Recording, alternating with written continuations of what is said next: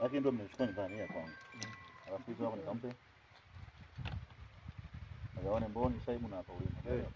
Safi. Nikiingia shambani, itabidi tena kwa kafiri. Zile kidogo. Ni sawa kafiri. Nakwambia. Kwa nini ananiteka mimi mpaka nyumbani?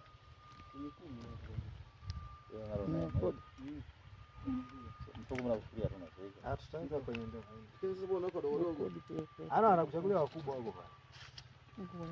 Mwangalizia wakubwa kilo 10. Sawa. Unaona kabla na Shabani. Sawa, baki nikienda hivi mtambebea Paulo.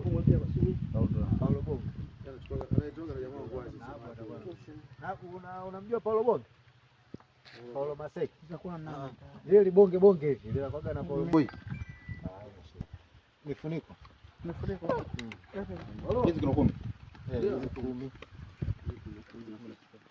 Hebu ndo Ndo.